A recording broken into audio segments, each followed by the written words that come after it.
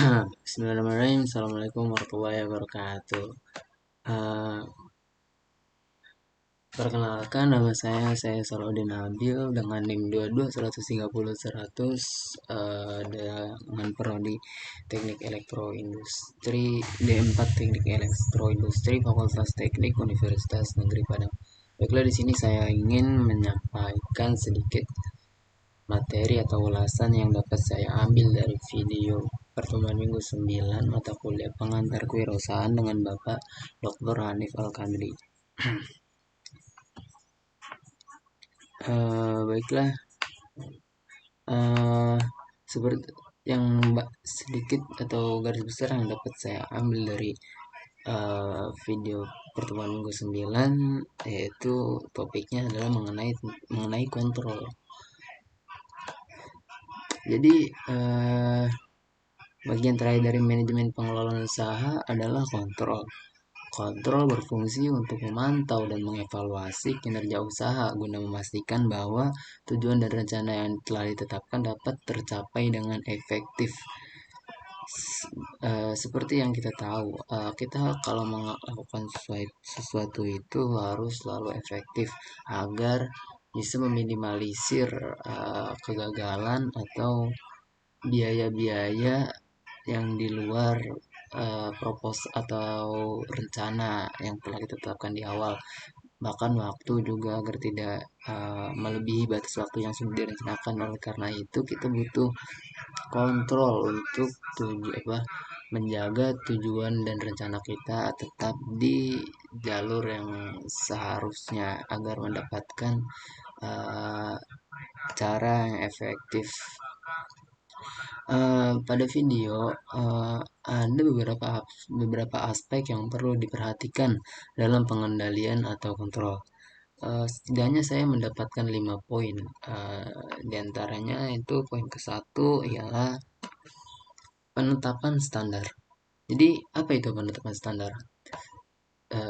Gini, pertama-tama kita perlu menetapkan standar atau kriteria yang jelas untuk mengukur kinerja atau pencapaian tujuan. Standar ini dapat berupa angka, persentase, atau parameter lain yang relevan dengan bisnis Anda. Atau mungkin kesuksesan teman. Itu salah satu contoh penetapan standar yang salah atau tidak baik, karena mengukur kesuksesan kita dengan orang lain itu tidak boleh, karena kita pasti memiliki waktunya masing-masing. Ya, jadi poin pertama adalah penetapan standar. Bagaimana kita standar yang perusahaan atau usaha yang kita miliki itu harus seperti apa? Kita tetapkan terlebih dahulu. Kemudian poin yang kedua yang dapat saya ambil ialah pengukuran kinerja. Apa itu pengukuran kinerja? Oke, jadi uh, uh, pengukuran secara teratur untuk mengevaluasi kinerja usaha. Misalnya, Anda dapat menggunakan indikator kinerja kunci atau Key Performance Indicator atau KPI untuk mengukur aspek-aspek penting dalam bisnis Anda seperti penjualan, keuntungan, tingkat kepuasan, tingkat kepuasan pelanggan atau konsumen, dan atau efisiensi operasional. Pengukuran kinerja ini penting untuk kita kontrol agar tidak melebar atau melenceng dari rencana awal kita, membengkak waktu ataupun biaya itu agar tidak membengkak. Kemudian poin selanjutnya, poin nomor 3, yaitu analisis dan perbandingan. Apa itu analisis? Analisis dan perbandingan. Jadi setelah melakukan pengukuran, lakukan analisis terhadap data yang telah dikumpulkan. Bandingkan hasil kinerja aktual dengan standar yang telah ditetapkan untuk melihat apakah ada penyimpangan atau perbedaan yang signifikan. Identifikasi penyebab perbedaan tersebut dan cari solusi untuk mengatasinya. Jadi seperti ini. Di awal kita sudah menetapkan penetapan standar kita. Kemudian yang kedua ada pengukuran kinerja. Pengukuran kinerja ini bagaimana kinerja yang sudah dilakukan oleh kita atau usaha kita untuk membangun usaha ini sejauh itu tuh sudah ada bagaimana kinerja yang kita telah lakukan. Kemudian di poin 3 ini kita analisis analisis kinerjanya dan bandingkan dengan standar yang sudah ditetapkan, sehingga nanti jikalau terdapat suatu masalah, agar agar dapat diselesaikan, dicari jalan keluarnya atau solusi untuk mengatasinya, agar bisnis tetap dapat mengikuti penetapan standar yang sudah kita tetapkan di awal tadi. Baiklah, itu untuk poin 3. Dan untuk poin 4 atau poin selanjutnya, aksi perbaikan. Setelah kita melakukan analisis dan perbandingan di poin 3, kita harus melakukan aksi perbaikan. Jadi, jika ditemukan penyimpangan atau perbedaan antara kinerja aktual dan standar yang ditetapkan antara nomor 2 dan nomor 3 tadi, langkah selanjutnya adalah mengambil tindakan perbaikan.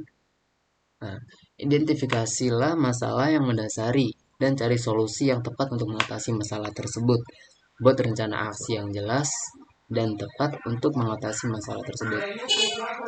Aksi yang jelas dan tetap Aksi yang jelas dan tetapkan tanggung jawab serta batas waktu untuk setiap tindakan yang harus dilakukan.